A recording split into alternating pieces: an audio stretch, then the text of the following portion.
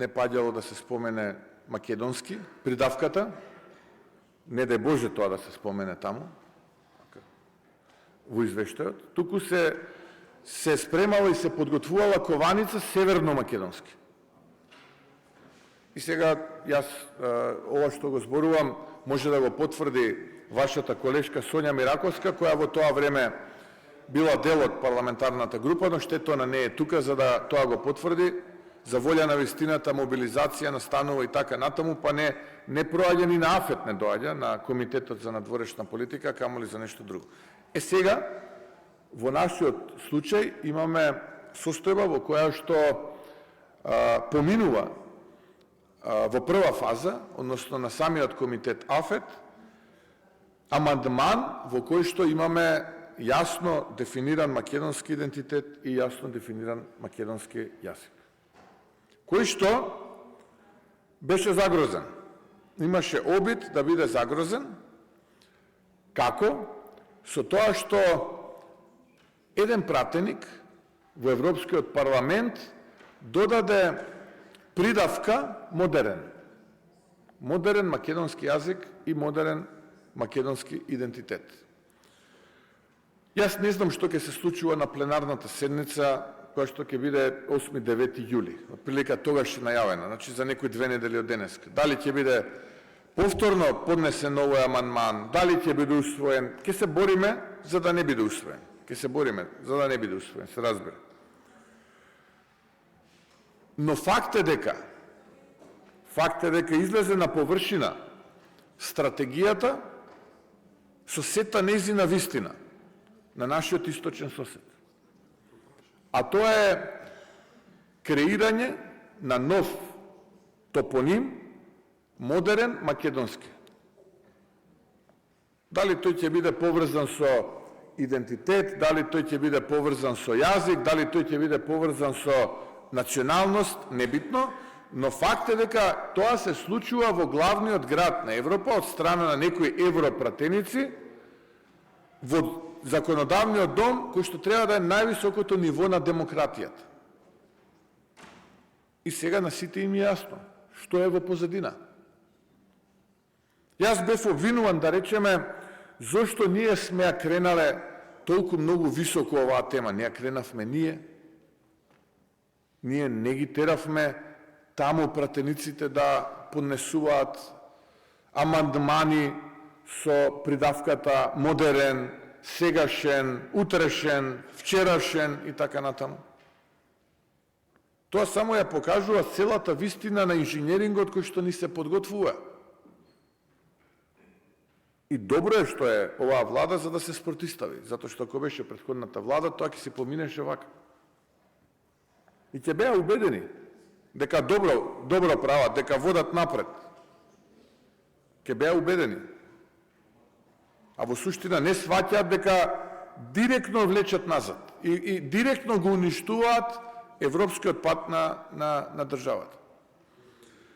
Тогаш, заедно со дел од колегите ваши овдека во парламентот, со колегите од владата, со колегите од кабинетот кај мене, влеговме во една, и со други луѓе од надвор, влеговме во еден обид да го спречиме ова барем на комисијата АФЕТ.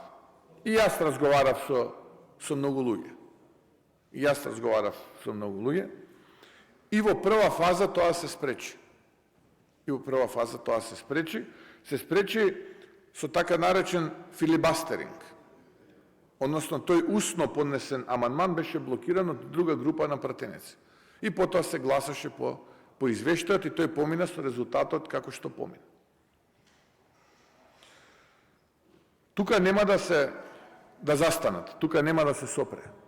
Сега повторно ќе биде ова предмет на разговори и на пленарната, бидејќи тоа го кажа.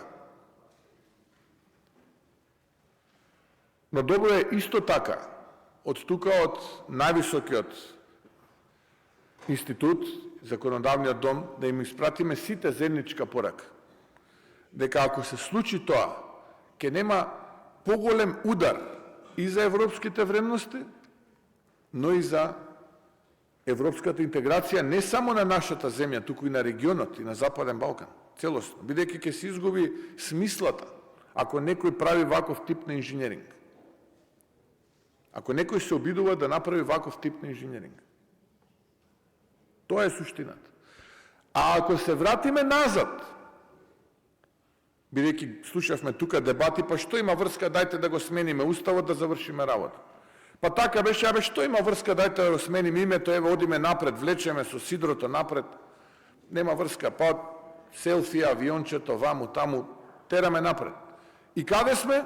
Испоизменивме и знамиња, и имиња, и промени на устави, што не направивме, се наоѓаме на истото место кај што бевме пред 25 години. Што ни донесе тоа? Таа политика, еве, што ни донесе таа политика? Стагнација. Да стоиме на истото место кај што бевме пред 25 години. Да не се мрднеме ни милиметар напред. Таму донесе таа политика на попуштање. И на што има врска? Нека летаат тендерите, провизиите, па што има врска? Трговски центри, чуда, што има врска? 100 стапа по тук грб не болат. Ние сега ја менуваме политиката. Викаме не, ние водиме достоинствена надворешна политика и дипломатија. Што значи тоа достоинствена надворешна политика? Ке се бориме со аргументите кои што ги имаме. Сега, ке слушнете во јавноста, најдобро е да прекинеме све, да раскинеме се, па што не направите вака. Слушав некој компарација од опозицијата. Па добро бе, ако сте против, излезете. Не баре се наоѓаме на квиз, па треба со да и со не да одговориме. Да, политичари од Тојков така реагираат. Политичари од Тојков така водат дипломатија. Или дај на маса, а позади маса колку има за мене, или па ако не да бегаме од овде, што сега ќе седиме овде.